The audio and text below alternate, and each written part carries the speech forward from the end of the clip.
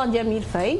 Bonsoir et bonsoir à tous les téléspectateurs. Un grand plaisir de vous retrouver sur le plateau. Tout le plaisir est pour nous. La première question à Djamil. A-t-on eu raison justement de renouer avec Puma, même si il y a quelques années on s'était quitté fâché, entre guillemets, on va dire?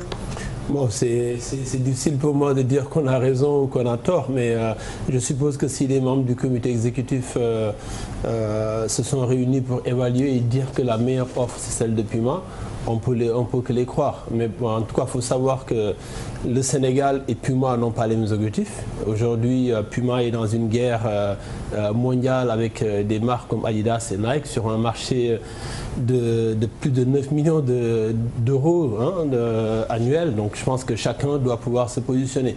Quand j'entends 750 000 euros par an, sur 5 ans, moi ma question d'abord c'est de dire quelle est la part de cash qu'on va toucher, de numéraire, et quelle est la part en dotation qu'on va toucher. Donc ça, c'est des choses qu'il faut qu'on clarifie pour savoir... Mais 450 000 euros, je pense que c'est la part numéraire. Après, il y a les dotations en équipement qui arrivent. Voilà, mais je pense qu'il faut que ce soit clarifié. Et il faut qu'on sache aussi que c'est quelque chose, en tout cas, de relativement faible. Parce que si vous regardez aujourd'hui sur le contrat des joueurs, un joueur comme Ronaldo aujourd'hui est presque à 10 millions d'euros. Bon, c'est pas la même chose. Donc on est au fait sur la valeur d'un joueur comme Ribéry qui est autour de, sur son contrat annuel, autour de 500 000 euros. Donc c'est relatif, encore une fois, mais pour un pays qui est qualifié en Coupe du Monde, on aurait peut-être pu négocier mieux. Je ne sais pas, moi je ne suis pas impliqué dans ces négociations-là, je pose juste le débat. Et... Est-ce que ce n'est pas une juste proportion que Puma investisse 450 000 euros sur l'équipe du Sénégal sur 5 ans? Oui, c'est pour ça que j'ai dit Puma et le Sénégal n'ont pas forcément les mêmes objectifs. Aujourd'hui, Puma a essayé, souvenons-nous qu'il y a quelques années, ils ont essayé un peu d'investir sur le continent africain. Et eux-mêmes, ils avaient décidé de repartir du continent africain parce qu'ils n'ont pas trouvé le niveau de business qu'ils attendaient. Je pense que vous n'avez pas vu de boutiques Puma ouvertes sur le continent. Ils étaient en moyenne, si je ne me trompe pas, sur des contrats qui étaient autour de 200 000 euros. Bon, le Sénégal était un peu plus élevé, mais c'était en moyenne autour de ces chiffres-là. Et on se rend compte aujourd'hui que sur la vente des maillots, on annonce dans certains pays 300 000 maillots vendus. Je pense que c'est le cas de la France, si je ne me trompe pas, sur des campagnes comme celle-là. Et Puma ne fait pas de vente de maillots en Afrique. Mais c'est la faute à qui? Est-ce que c'est pas parce que c'est nos fédérations qui ne font pas le boulot sur le plan marketing, ou bien c'est le pouvoir d'achat de l'Africain qui est très faible? C'est un ensemble. C'est un ensemble. La réalité, c'est que le pouvoir d'achat dans nos pays est très bas. L'autre problème, c'est que nos fédérations ne protègent pas aussi, je ne parle pas du Sénégal, je dis nos fédérations ne protègent pas, et leur État aussi ne protège pas ces gens qui viennent investir dans les pays, parce que vous savez très bien que dès que le design il sort, le lendemain le marché est envahi. Donc pourquoi on ne met pas des garde-fous aujourd'hui au niveau de la douane pour s'assurer qu'il n'y a pas en tout cas un arrivage de maillots sur le marché qui font qu'il y a une perte pour ces gens-là. Ces maillots, Puma va se faire de l'argent en France sur les autres territoires où il y a des Sénégalais, où les maillots sont vendus à 70 ou 80 euros, mais sur le plan africain, en tant que tel, il n'y a pas ce retour sur investissement. Mais vous avez dit que c'est un contrat qui aurait pu être revu à la hausse. Quel est un peu, sur quelle manette les fédéraux auraient pu jouer pour obtenir cela? Sur le cahier des charges, je pense que Pape Diouf disait tout à l'heure qu'en matière de négociation, ce que vous dites gagner à la fin n'est pas forcément ce que vous aurez pu gagner si vous avez bien négocié. Mais il faut commencer déjà par un cahier des charges. Aujourd'hui, je pense que les fédéraux auraient dû commencer par mettre en place un véritable cahier des charges avec des gens qui s'y connaissent, qui sont rompus à ces genres de négociations et qui permettent aujourd'hui de fixer une barre. Pour vous envoyez à la fédération des gens rompus à la tâche? Non, si, pardon. Est-ce qu'à la fédération, vous envoyez des gens qui s'y connaissent et qui sont rompus à la tâche? Non, je ne peux pas juger, je les connais pas. Moi, je dis qu'on devrait avoir... Ça peut être des gens qui ne sont pas forcément à la fédération, d'ailleurs. Dans l'urgence de très rapidement évacuer ce genre de questions, parce qu'on a dit très rapidement, il faut qu'on trouve un équilibre. Il n'y a pas d'urgence, il n'y a pas d'urgence. Régler la question des prix. On est qualifié en Coupe du Monde, on fait partie des 32 pays qualifiés en Coupe du Monde. Donc aujourd'hui, je pense que forcément, il y a eu un rush. pour venir. J'ai entendu quelqu'un dire, par exemple, 361 qui était sur la liste. J'ai entendu des gens dire, mais c'est une marque inconnue. Mais 361 n'est pas une marque inconnue. Mais bon, on a eu le traumatisme Romaille. Mais ça n'a rien à voir avec Romaille. Moi, je les connais. C'est des gens qui m'ont habillé quand je travaillais pour les JO ou pour les Jeux asiatiques. C'est des gens qui font de la très bonne qualité. Et c'est des gens qui ont l'enveloppe aussi lourde.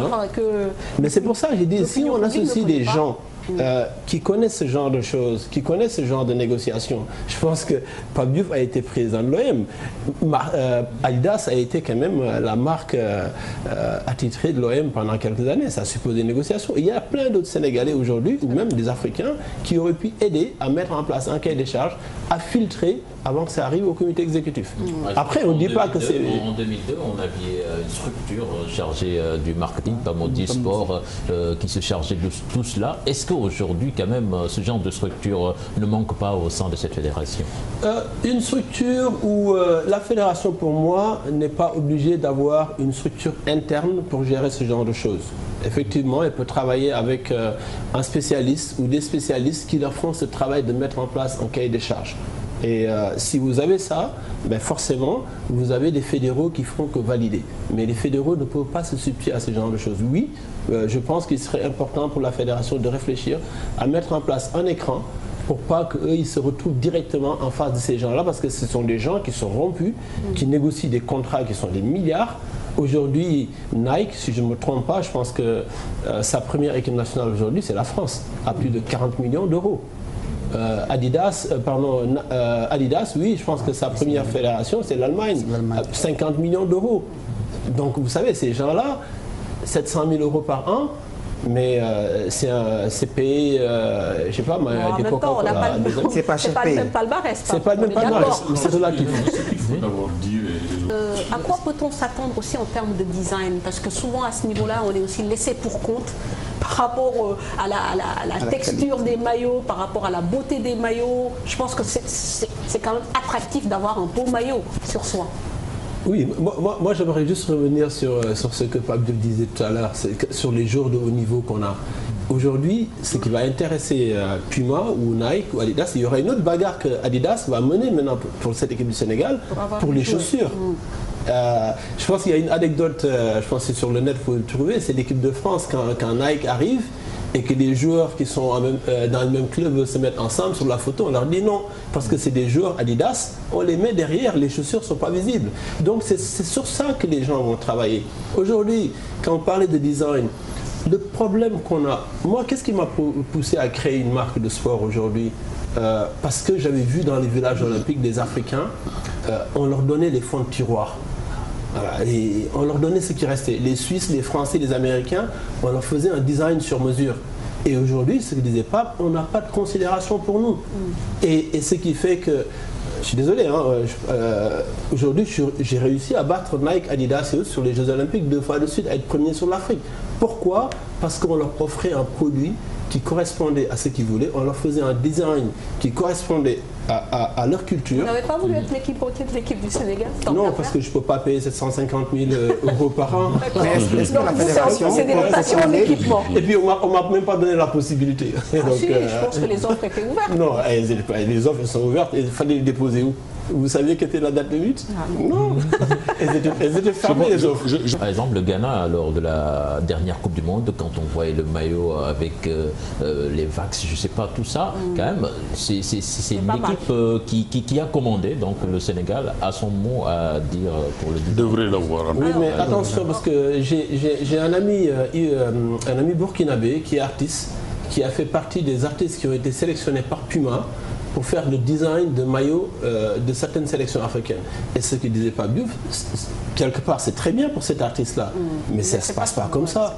Ou alors on devrait proposer une gamme à ces pays-là, ils disent celui-là me va ou l'autre, mais quelque part on nous impose des gammes. On n'a pas ce pouvoir au fait de négocier ce qu'on veut. Encore une fois, on revient à cette faculté de négociation. Une autre question également qui est un peu subsidiaire à celle qu'on vient de poser, les retombées économiques et marketing de cette Coupe du Monde, jusqu'où on peut aller, jusqu'où la fédération peut aller justement pour amasser un maximum de rentrées au-delà justement de ces partenariats avec les équipementiers. Jamil. Bon, jusqu'où on peut aller, je ne sais pas. Je pense qu'aujourd'hui, on est encore une fois sur une vitrine mondiale, hein, d'une Coupe du Monde avec, je ne sais pas moi, plus d'1 milliard de téléspectateurs. C'est à nous, en fait, aujourd'hui, de fédérer autour de ce produit qui est l'équipe nationale. Je pense que là, on revient encore sur les individualités qu'on a, au-delà du nom Sénégal, qui n'est pas quand même un nom de pays habitué sur le listing des Coupes du Monde. Mais je pense qu'aujourd'hui, on a un fonds de commerce qui sont les joueurs, qui sont un pays aussi. Je pense qu'au-delà du football, on doit pouvoir vendre la destination Sénégal. On doit pouvoir se mettre sur la carte du monde comme un pays touristique, un pays de football, un pays voilà, où il fait bon vivre. Je pense que ça, un travail qui concerne seulement la fédération. Non, c'est un travail aussi de l'État. C'est un travail de l'État. C'est pour ça que pendant certaines Coupes du Monde, certains pays ou certains Jeux Olympiques, certains pays ont des endroits, des plateformes pour pouvoir mettre en valeur le pays, pour pouvoir en tout cas donner plus confiance aux investisseurs. Alors, pas tout, si je peux juste, parce qu'on est toujours d'accord, hein, sur l'État, je suis tout à fait non. Là où moi je parlais du fait que l'État devrait prendre le wagon pour faire la promotion du pays. Sénégal. Mais je suis tout à fait d'accord qu'aujourd'hui l'État ne doit pas substituer à ce football-là pour faire des dépenses inutiles dont on a besoin sur l'éducation, sur la santé, je suis tout à fait d'accord. Mais aujourd'hui, ça doit être une vitrine pour nous, pour que les gens sachent que ce pays-là, le Sénégal, au-delà du football, il y a aussi d'autres choses à faire. C'est une sorte de promotion. Voilà, une sorte de promotion. On doit oui, bon. En dehors des polémiques et conflits. Non, il n'y a pas de polémique. Je pense que tout Sénégalais rêverait d'avoir le meilleur résultat possible en Coupe du Monde. Mais il y a eu quand même des chapeaux. On n'était pas dans le chapeau numéro 1, ni dans le chapeau numéro 2. Donc je pense qu'aujourd'hui, il faut qu'on sache raison garder et qu'on travaille pour créer la surprise. Et créer la surprise dans ce groupe, c'est déjà se qualifier au deuxième tour. Parce que on est dans un groupe avec 4 footballs différents, hein, c'est 4 styles différents. Alors qui va imposer sa loi aux autres, on ne sait pas. C'est pas la Colombie, c'est pas des manchots. Hein. La Hongrie, c'est la Pologne, pardon. C'est l'un des premiers qualifiés quand même. C'est une très bonne équipe. Nous, aujourd'hui, on est en train de bâtir une très bonne équipe. On a le droit d'espérer, mais on a surtout le droit de respecter nos adversaires et de jouer les matchs à fond pour se qualifier. Et ses dirigeants. Alors, Nouakchott qui va accueillir au mois de février prochain le sommet exécutif de la FIFA, le président Gianni Infantino et son directoire, ainsi que les présidents et secrétaires généraux de plus de 20 fédérations représentant plusieurs confédérations prendront part au sommet. Parmi les thèmes qui seront abordés, l'avenir des compétitions de jeunes, l'amélioration du système des transferts et du calendrier international des matchs depuis le lancement par la FIFA du concept des sommets exécutifs organisés à travers le monde. Nouakchott sera la 3e ville africaine à abriter un tel événement après Djobour et Addis Abeba. Très rapidement, Djamil, c'est une fédération avec laquelle vous travaillez, qui grandit d'année en année et qui se positionne surtout sur la carte du monde football. Oui, ça fait effectivement depuis 5 ans que je travaille avec la fédération. Je pense qu'en 2011, quand c'était vraiment poussiéreux, je pense que Pape Diouf était passé. Et je ne sais pas si depuis vous êtes retourné, mais c'est une fédération qui a complètement changé. Aujourd'hui, le football se joue à tous les niveaux. Et, je dis gratuitement, il n'y a pas un club qui dépense pour le football des jeunes ou le football féminin, c'est la fédération qui paye avec l'argent de la FIFA. Et ce séminaire, ce sommet de la FIFA va être quelque part unique parce que c'est l'une des seules fédérations qui offre un auditorium où la réunion va se dérouler. Ils ne vont pas aller dans un hôtel, ils vont aller dans l'auditorium de la fédération. Et je pense que ce que Pape Diouf avait vu peut-être en 2011, c'est un terrain vague aujourd'hui qui a 5 terrains. C'est vraiment fantastique ce qui est en train de se passer là-bas avec un jeune président qui a mis en place une vision. Et la semaine dernière, je pense que vous étiez Manfatou, vous avez vu la soirée de gala qu'ils ont organisée pour récompenser les meilleurs joueurs. Je pense que c'est une fédération sur laquelle il va falloir compter dans les années qui viennent. Qui grandit à pas de géant. Alors sans transition, nous allons parler de Ligue 1 avec la 4e journée. Avec cette question également qui se pose, avec quelle équipe évolue Guédiawaye depuis la décision de la Ligue d'écarter Diapo Essa et son groupe du championnat professionnel? Une équipe New Look pour avoir la réponse avec de nouveaux joueurs, un nouveau staff, et pour le moment les résultats ne sont pas encore au rendez-vous. 3 défaites et un match nul. Pour autant, Guédiawaye, donc nouvelle version, reste focus sur ses objectifs. Regardons ce reportage de Momodou Ndiaye avec des images de Mbaye Diouf. En perdant hier 1-0 contre l'AS Douanes au stade Léopold Sédar Senghor, le club de Guédiawaye, nouvelle version, vient de concéder sa 3e défaite en 4 sorties. Nouvel encadrement, nouvel effectif, presque tout a changé dans l'équipe de Guédiawaye. Bon, la sélection, ce sont des joueurs de Nawetan, des joueurs de Ligue 1 qui étaient dans d'autres clubs et des étrangers, des expatriés qui sont aussi là. Donc il y a des Ghanéens, des Nigérians, il y a aussi un Bissau-Guinéen. AS Pikine laa jógee daaw ñëw Guédiawaye Football Club cette saison. L'année dernière, j'ai joué en Ligue 2 à la Renaissance de Dakar. Les joueurs, c'est de nouveaux joueurs.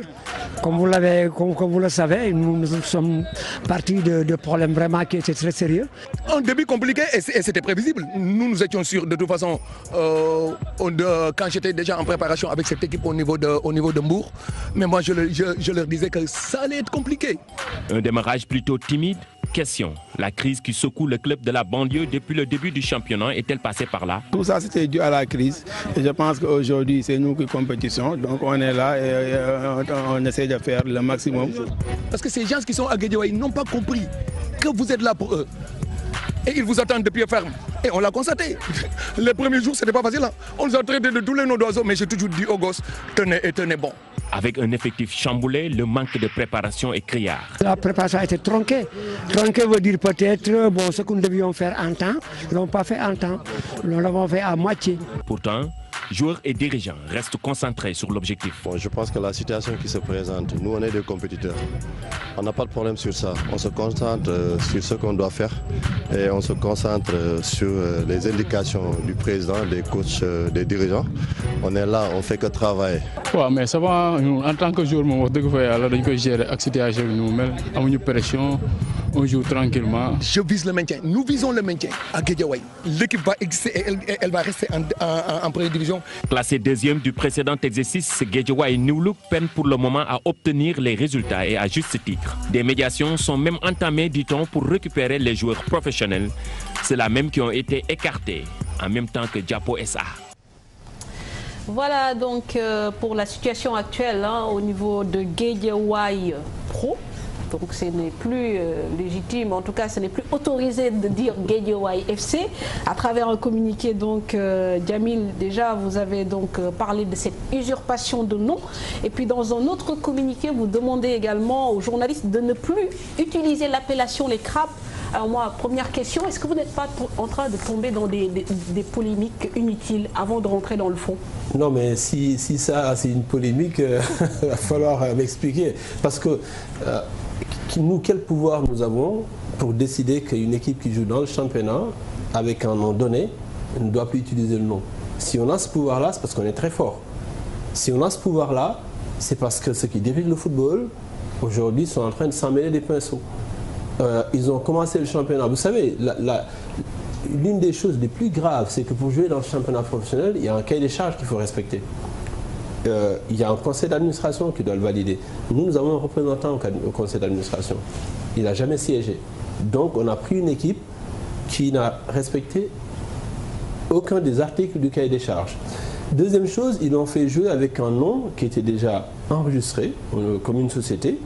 Et on leur a envoyé une notification par voie de huissier pour leur demander d'arrêter d'utiliser ce nom parce que Guédiawaye Football Club, qui a terminé 2e la saison dernière, n'a rien à voir avec cette équipe-là. Le lendemain, la Ligue Pro elle-même, elle a envoyé ce document, je l'ai mis en bleu, pour dire attention, Guédiawaye Football Club ne joue pas, c'est GFC Pro qui joue. Je voulais juger. Mais que répondez-vous à l'autre camp qui vous accuse d'avoir changé 2 ans après votre prise de pouvoir, d'avoir changé le nom de l'équipe sans l'aval de la partie que vous avez confiée, les rênes de Guédiawaye? Alors, vous savez, il y a beaucoup d'accusations. Moi, en général, quand je me déplace quelque part, je me déplace avec des documents. Je ne me déplace jamais avec des mains vides. Donc, Le Sénégal, c'est très facile, on peut prendre un micro et dire ce qu'on veut. Moi, tout ce que je dis, je le démontre. Et je dis encore aux Sénégalais que le protocole, nous l'avons mis en ligne sur notre page Facebook et expliqué. Donc sur YouTube, ils vont voir que tout ce que j'ai dit, c'est vérifiable. Donc que quelqu'un d'autre vienne me démontrer le contraire et là, on parlera. Aujourd'hui, ils nous disent qu'on avait créé une société qu'on n'avait pas le droit de créer. C'est l'article 20 des règlements de la fédération qui dit que la société qui est créée prend la même dénomination que l'association de support. L'association de support s'appelait Guédiawaye Football Club. Ils nous ont transféré les droits de propriété intellectuelle pour pouvoir gérer ce club, suivant un protocole qui a des clauses bien spécifiques. Et c'est sur cette base qu'on a créé cette société-là. Et donc après, ils nous disent que la société n'est pas valable. Je pense qu'aujourd'hui, nous tous, nous savons ce qui se passe. Vous le savez aussi bien que moi. Donc l'avenir nous dira qui a raison ou qui a tort. Alors Djamil, pour que ce soit très simple et accessible au public, quel est le problème qui vous oppose à la fois à la Ligue et l'association Guédiawaye? Pourquoi je vous pose la question? Puisque a priori, vous aviez un contrat, le contrat est arrivé à terme au mois de novembre. Donc pourquoi vous persistez à penser que c'est vous qui devez jouer avec le Guédiawaye Football Club? Est-ce que le contrat n'est pas arrivé à terme? Est-ce que vous ne devez pas passer à autre chose? Vous pensez que si j'avais tort, en envoyant un huissier à la Ligue, essayez de nous expliquer le lendemain ils vont changer le nom de l'équipe, si j'avais tort? Non. Ce qui se passe, c'est très simple. Il y a 6 ans, Guédiawaye Football Club était en faillite. Les joueurs jouaient avec un brassard rouge parce qu'ils n'étaient plus payés. Ils ont cherché des repreneurs. Et je pense que si vous allez, Lazare fait bien les choses, si vous allez dans vos archives de votre émission, le président Abdoulaye Sall est venu en lançant un appel en disant si vous ne sortez pas, l'équipe va aller en national. Nous, on est venus avec ma société, il y a eu 2 autres potentiels repreneurs, on a présenté un projet, ils ont décidé que notre projet était le meilleur pour Guédiawaye et pour le club. Au bout d'1 mois de négociation, on a signé un contrat de 6 ans et ils ont dit au bout de ces 6 ans, si tous les engagements sont respectés, on continue. Maintenant, avant la fin des 6 ans, puisque je ne vais pas revenir sur tous les conflits qu'il y a eu, ils ont décidé qu'ils ne voulaient plus continuer. Mais là, il y a un article 4.8 qui dit que nous, en tant qu'investisseurs, avant terme, si on décide d'arrêter, ou au terme du contrat, si quelqu'un doit prendre le club, on doit négocier avec nous et on doit représenter non seulement nos intérêts, mais les intérêts de l'association pour pouvoir négocier. Parce que ça se passe comme ça. Je disais tout à l'heure à Pape Diouf que quand Marseille a été revendu, les repreneurs, ils négocient pas seulement dans leur intérêt à eux, mais dans l'intérêt de la ville de Marseille. Qu'est-ce qui est mieux pour Marseille? Qu'est-ce qui est mieux pour l'association? Et c'est sur ça qu'on a un souci aujourd'hui avec l'association. Maintenant, la clé du problème, c'est que la fédération, la Ligue, ont décidé, le 23 novembre, que le contrat a été terminé, donc l'équipe retourne à l'association. Alors qu'au 31 octobre, qui était la date butoir pour inscrire les clubs, on était les seuls à avoir la capacité, en termes de droit, la capacité pour inscrire le club dans le championnat. Alors Djamil, avant d'en venir à la Ligue, parlons d'abord du différend qui vous oppose à l'association. Aujourd'hui, l'association dit qu'elle ne veut plus continuer à travailler avec vous. C'est leur droit. C'est leur droit, très bien. Pourquoi vous persistez à penser que vous devez continuer à gérer le club? Pourquoi? Parce que vous attendez des dédommagements. Pourquoi en fait on puisse avancer très rapidement et de manière très, très simple? Vous êtes prêt à lâcher le club si on vous dédommage? Non, mais c'est pas question de lâcher ou de garder. Nous, on ne s'agrippe pas à ce club. Nous avons vécu avant ce club et nous vivrons après ce club. La seule chose qui est vraie, la seule entité qui est là-bas de façon permanente, c'est le club. D'accord. Nous tous, nous passons. Et aujourd'hui, ce qu'on leur demande, c'est de respecter l'engagement qu'ils ont pris. Parce que, vous savez, il faudrait qu'un jour, on puisse se retrouver là, face à face, et qu'on puisse échanger. Au départ, on avait parlé d'un projet de 2 ans. Je pense que Pape Diouf est mieux outillé que moi pour savoir que ce n'est pas en 6 ans qu'on bâtit un grand club. Et on avait parlé d'un projet sur 12 ans. Ils nous ont dit, mais on ne peut pas signer sur 12 ans, mais signons sur 6 ans. Et après, on évalue et on continue. Et c'est cette base-là qu'on a mis cet article pour dire, ok, mais au bout de 6 ans, vous pouvez nous mettre d'or. Et c'est là où on a mis une clause pour dire, mais on vous protège. On protège vos investissements. Mais pour en revenir à la question de Mame Fatou, qu'est-ce qui vous fait accrocher à ce club? Est-ce que, on sait ici au Sénégal que les clubs sont plus des charges pour les présidents qu'autre chose, mais vous agrippez, est-ce que c'est par amour propre ou bien vous attendez, comme l'a dit Mame Fatou, des dédommagements pour partir? Mais je ne m'agrippe pas. Vous savez, avant de prendre Guédiawaye Football Club, et ce que j'ai dit, le président Bassirou Ndiaye de la douane peut le témoigner, j'ai eu d'autres clubs qui m'ont demandé, ça ne m'intéressait pas. Je suis allé à Guédiawaye parce que je viens de là-bas, j'ai été à l'école, j'ai grandi là-bas, j'ai joué au football là-bas, j'ai appris à diriger un club là-bas. Donc c'était tout naturel, j'avais un lien avec ce club. C'était tout naturel que je vienne investir dans une ville qui m'a aidé dans les différentes étapes de ma vie. Donc au fait, aujourd'hui, au bout de 6 ans, nous avons monté un projet. Et regardez les résultats, sur toutes les catégories, on gagne. Je disais tout à l'heure, sur les U15, le plus mauvais résultat qu'on fait, c'est le final. Excusez-nous, bon, avec le temps qui... C'est-à-dire que vous... Non, d'accord, très bien, mais vous ne vous agrippez pas, mais aujourd'hui, comme on dit, il y a un problème, d'accord? Il y a un différent qui est là, qui est bien présent. Donc avant d'aller même à la Ligue, vous avez des soucis avec l'association avec laquelle vous travaillez. La preuve, au mois d'août dernier, vous avez envoyé un courrier pour faire le point, parce que vous étiez à 3 mois de la fin de votre contrat. Donc aujourd'hui, et dans le courrier que j'ai eu à lire, on sentait que quand même vous étiez plus prêt de quitter que de vous rapprocher de cette entité association. Suivant les termes du protocole. Voilà, mais suivant les termes du aujourd'hui, qu'est-ce que vous attendez? Parce qu'il faut d'abord résoudre ce problème avec l'association avant d'aller en Ligue. Bien, vous me dites, mais Jamil, vous avez investi pendant 6 ans, ben c'est bon, partez. Mais justement, on va comprendre. On va comprendre parce que vous ne mettez pas le doigt là où ça fait mal. Mais posez-moi la question clairement. Je vous l'ai posée clairement. Vous attendez un dédommagement. Oui. Aujourd'hui, vous avez signé un contrat avec une association. Au bout d'un certain temps, ils ont décidé de rompre la collaboration. Ça veut dire qu'ils ont des griefs contre vous. Qu'est-ce qu'ils vous reprochent? Qu'est-ce que vous avez signé? Quels sont les engagements que vous avez pris et que vous n'avez pas respectés? C'est pas à moi qu'il faut poser la question, ce qu'ils me reprochent. Moi, aujourd'hui, tous mes engagements ont été respectés. Et on leur a donné un courrier par voie de huissier pour démontrer que tous les engagements qu'on a pris ont été respectés. D'accord? Et donc, même aujourd'hui, si les engagements n'étaient plus respectés, ça c'était dans le cadre d'une tacite reconduction. La tacite reconduction, elle est bottée en touche, elle n'existe plus. On est dans le cadre d'un article qui nous protège sur nos investissements. Donc, eux... Quels sont les investissements que vous avez faits en 6 ans? Quels sont les investissements que... Non, on va contourner la question.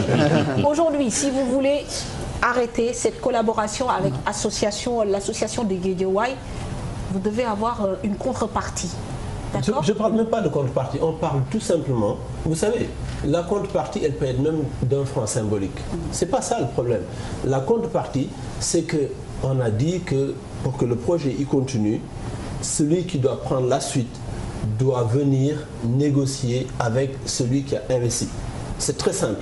Donc, à partir de ce moment-là, il devrait venir se mettre en face de nous et dire combien vous avez mis, combien vous voulez. On dit on veut 10 francs. Eux ils disent on n'a pas 10 francs, on peut mettre 2 francs. Mais on parle de grosses sommes, c'est peut-être ce qui leur fait peur. Je le résume en quelque chose de raisonnable. Très simple. Voilà, je ne vais pas vous parler de millions. Ce qui est important, c'est qu'il y a un montant que nous on veut. Encore une fois, on revient à la notion de négociation dont on a parlé en début d'émission. Et peut-être que moi, au bout, je dirais, écoutez, ça me fatigue tellement, donnez-moi 2 francs 50 et puis prenez le club. C'est ça la norme. Justement, donc ce problème-là qu'il faut résoudre, pourquoi après vous vous attaquez à la Ligue? Enfin, mais parce que la Ligue, elle a bafoué ses règles les plus élémentaires en acceptant un club qui n'a pas respecté le cahier des charges, en acceptant un club qui n'a pas d'entraîneur qualifié pour diriger un club de Ligue 1. Mais ce n'est plus votre club. Donc pourquoi vous en préoccupez? Mais comment démontrez-moi que ce n'est plus mon club? Allez-y, démontrez-moi. Non, moi je ne vous le démontre pas, mais a priori vous-même vous le dites. Vous dites que vous ne voulez plus. Quand vous déplacez une pierre, vous devez mettre une autre pierre à la place. Là, vous déplacez une pierre, vous laissez un vide. Tout à l'heure, c'est vous qui avez dit qu'on ne devait plus parler de Guédiawaye FC. On devait parler de Guédiawaye Pro. La Ligue a sorti une programmation avec la dénomination Guédiawaye Pro, donc ce n'est pas votre club. Non, et ce ne sont pas vos joueurs non plus. Parce que notre club ne joue pas justement parce que notre club devrait jouer et ne joue pas. Et c'est pour ça qu'on leur a demandé, aujourd'hui, Mame Fatou, ce que vous dites, prenez le temps d'y repenser. La Ligue est en train de faire jouer un club qui s'appelle GFC Pro, qui n'a pas été validé suivant les termes du cahier des charges et qui joue dans un championnat professionnel. Qu'est-ce que ce club-là fait dans ce championnat professionnel? Et qui l'a autorisé à jouer dans ce championnat professionnel? Donc ça veut dire qu'aujourd'hui, n'importe qui peut venir engager un club et jouer dans le championnat professionnel. Et l'équipe qui a fini deuxième dans ce championnat, actuellement, où sont ces joueurs-là? Mais ils ne jouent plus. Ces joueurs s'entraînent en attendant qu'il y a un recours qui a été fait et c'est un processus qui est en cours et je pense que dans les jours qui viennent, on en saura un peu plus. Moi aujourd'hui, si on doit me sanctionner, qu'on me sanctionne sur des textes en me disant, selon l'article tel, vous n'avez pas le droit de faire ça. Et aujourd'hui, jusqu'à preuve du contraire, personne n'est capable de me démontrer que j'ai tort. Parce que, je disais qu'au 31 octobre, on était les seuls à avoir la capacité d'engager un club, parce que l'association au 31 octobre était sous contrat avec nous, et qu'il y avait un article qui les interdisait de nous concurrencer. Et au 31 octobre, ils sont allés nous concurrencer en allant déposer une fiche d'engagement que la fédération a acceptée. Et vous avez déposé également une fiche d'engagement? Mais bien sûr, parce qu'au 31 octobre, on était sous contrat. Personne d'autre ne pouvait déposer une fiche d'engagement le 31 octobre. Personne d'autre. Maintenant, avec toute cette bataille, Président, si les juridictions de ce pays vous donnent raison, vous allez continuer à présider aux destinées du Mais GFC? on va réintégrer le championnat, ça se fait... Avec vos joueurs et non pas ceux qui ont démarré le championnat? Ces joueurs sortent d'où? Déjà, attendez, permettez-moi de vous donner une autre anomalie. Au niveau de la finale des U19, on a fait un championnat sur la saison 2016-2017. Nos U19 ont fait un très bon championnat, allant jusqu'à se qualifier en finale contre Dakar Sacré-Cœur. Qu'est-ce qu'ils ont dit?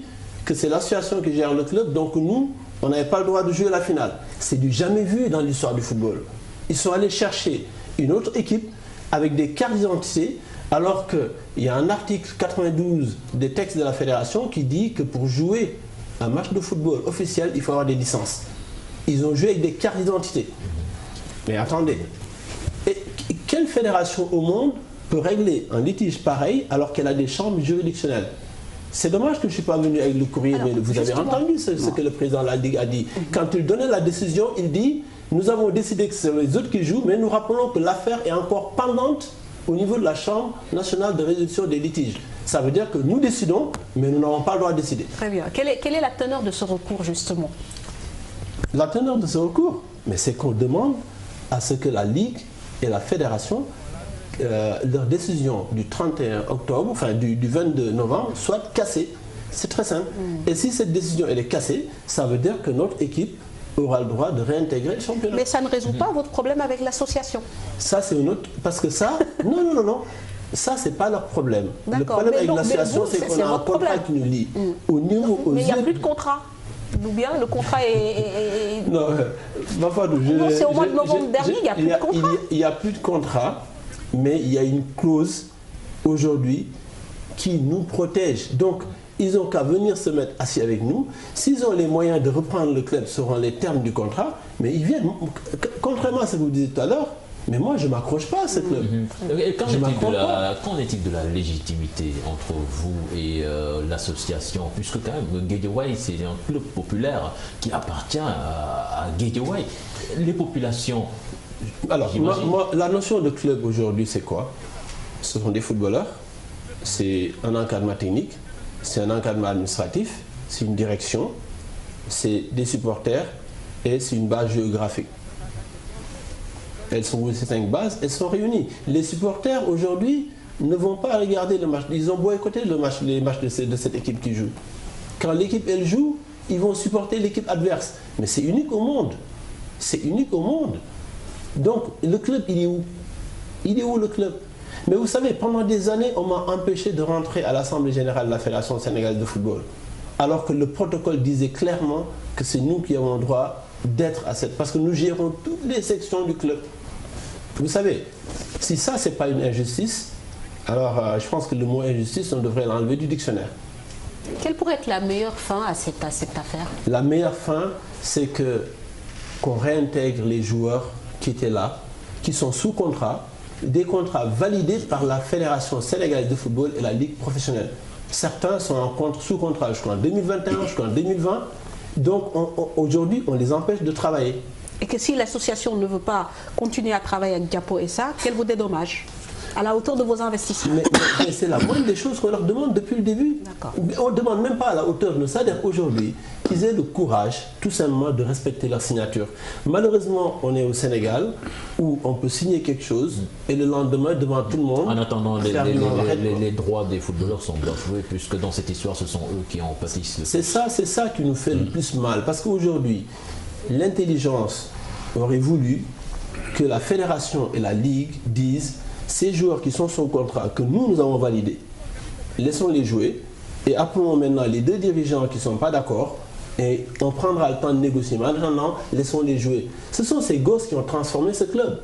Ce sont ces gosses qui l'ont ramené d'un club dont personne ne voulait à un club aujourd'hui qui, pendant 2 saisons de suite, joue le titre. Souvenez-vous que l'année dernière, on pouvait être champion jusqu'à la 2e mi-temps du match contre Diaraf.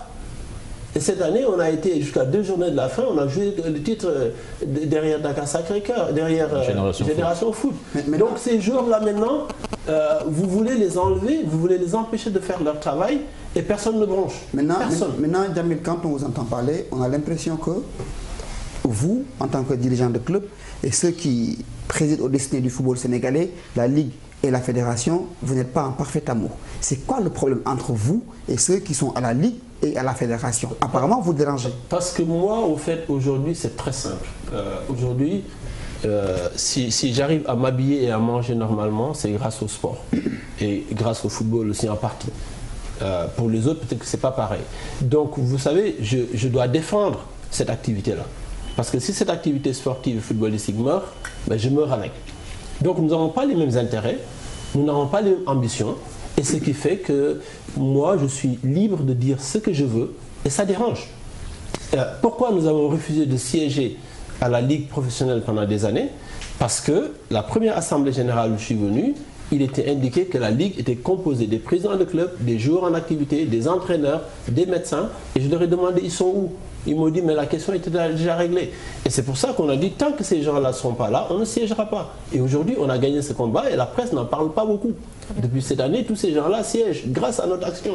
Très bien. Alors, Djamil, voilà. Pour peut-être terminer, est-ce que vous avez idée de la date à laquelle la fédération va vous convoquer, justement, que vous puissiez... J'ai une idée, mais je ne vous dirai pas. Vous pensez aujourd'hui que vous payez les bisbis que vous avez avec cette fédération? J'en suis très conscient. J'en suis très conscient, mais je suis un homme de principe. Et mes principes, je les porterai jusqu'au bout, quelles que soient les conséquences. Et ça, pour moi, c'est le plus important. Je suis là pour faire vivre le football et nous l'avons démontré. Nous l'avons démontré que la méthode et l'organisation qu'on a mise en place nous amène vers un club de haut niveau. Et c'est ça. Et je termine sur ça. Le modèle qu'on est en train de faire, de mettre en place, n'arrange pas beaucoup de dirigeants. Mais Djamil, est-ce qu'on peut s'attendre à ce que, une fois cette histoire vidée, que vous travaillez avec une autre équipe qui n'est pas en Ligue 1, qui n'est pas en Ligue 2, une équipe qui n'est absolument pas dans l'élite, que vous travaillez à la base pour revenir légalement avec une équipe que vous avez mise sur pied? Vous savez, je vais vous dire une chose, je ne m'accroche pas au football. Aujourd'hui, le football est une charge pour moi. Donc je ne peux pas vous dire que demain, je vais créer un club pour le besoin d'exister en tant que président de club ou autre chose. Je pense que j'ai d'autres choses sur la table aujourd'hui que d'être un président de club. Si j'ai choisi d'être président de Guédiawaye Football Club, c'est parce que je savais qu'il y avait les bases pour réussir un grand projet d'un grand club et c'était ça ma conviction. Je ne suis pas aujourd'hui, je l'ai dit sur une chaîne concurrente, j'ai remercié tous les gens qui m'ont proposé des clubs, ça ne m'intéresse pas. Ce qui m'intéressait, c'est de réussir un projet là où personne ne pensait qu'on pouvait faire ce qu'on est en train de faire aujourd'hui. Et là, actuellement, d'avoir un retour sur investissement. Si le retour sur investissement, vous savez, quand vous rentrez dans le football comme ça, vous n'êtes jamais sûr d'avoir ce retour sur investissement. Nous, ce qu'on voulait monter, ce qu'on veut monter, c'est un club qui ne dépend pas du transfert de joueurs. C'était créer des emplois, il y a toute une stratégie pour pouvoir vendre doublement perdant si aujourd'hui, avec l'équipe professionnelle, vous n'arrivez pas à réintégrer la Ligue 1 et que vous n'êtes pas dédommagé. Donc ça, c'est quand même une option qui n'est pas... Que je perdrai. Comment? J'ai pas compris, pardon. Je dis, vous serez doublement perdant aujourd'hui si, éventuellement, la Ligue Pro n'intégrait pas votre équipe et que derrière, avec l'association, vous n'arriviez pas à vous entendre. Donc c'est une option quand même qui n'est pas envisageable pour vous. Je vous ai dit en début d'émission que ce combat-là, juridique, on ne peut pas le perdre. C'est parce que on sait ce qu'on a signé et je pense que si le Sénégal reste en état de droit, je pense que nous avons tous les moyens pour gagner ce combat. Nous sommes sereins. En tout cas, je ne peux pas dire qu'il y a une chambre quand même juridictionnelle qui va décider. Je ne vais pas me substituer à ces gens-là. Mais nous sommes très sereins. Et je dis, moi je suis sportif. Et un sportif, il doit accepter de gagner et de perdre. Vous savez, l'argent que vous perdez derrière, il n'est pas palpable, vous ne le touchez pas. Mais moi, ce qui m'intéresse, c'est de gagner demain, après-demain. C'est ce qu'il y a devant. Et aujourd'hui, je l'ai assez démontré. J'étais le premier Africain à monter un dossier dans le monde du Commonwealth. Je suis l'un des seuls aujourd'hui à avoir fait des Jeux Olympiques, des candidatures et tout ça. Je crois en moi, dans tout ce que je fais. Donc mes victoires, elles sont pas derrière moi, elles sont devant moi. Très bien. Voilà. Merci beaucoup Djamil Faye sur ce débat-là, parce que bon, finalement, ce n'est pas vraiment facile d'être président de club dans ce football local-là. Oui, mais tout à l'heure, je vous disais que le modèle qu'on est en train de faire à Guédiawaye ne plaît pas à tout le monde, parce que c'est un modèle qui est différent. C'est le seul club au Sénégal qui est propriétaire, pas de Djamil Faye, mais d'une société. Donc, on est dans le privé. Et parce que moi, j'ai compris qu'on était dans le football privé. Donc, j'ai dit, on va engager notre société dans ce football-là. La plupart des clubs, Guédiawaye était tenu comme ça avant. C'était les poches, il y a un regroupement, il y a un bus, et les gens faisaient comme ça. Aujourd'hui, ce qu'on est en train de faire, on n'est pas encore arrivé, mais on était dans cette démarche de rendre privé le football. Vous m'avez toujours entendu dire quand les gens disaient que oui, l'État, je disais toujours, l'État ne doit pas donner, parce que moi, je suis équipementier, je suis numéro 1 en Afrique pour les Jeux Olympiques. Donc si l'État me donne 300 millions ou 500 millions de plus, eh ben, je crée, comme disait Pape Diouf aussi, plus d'emplois que la Ligue professionnelle réunie. Donc c'est ça qui n'arrange pas les gens. On n'est pas dans un championnat professionnel. Les joueurs sont payés quand les gens veulent. Et vous savez, allez faire... ramenez des plateaux, ramenez des joueurs autour de votre plateau un jour et faites-les parler. Vous allez voir que peut-être qu'ils mettront des masques parce que les pauvres n'oseront pas parler. Très bien. Merci beaucoup Djamil. Merci en tout cas d'avoir répondu à notre invitation.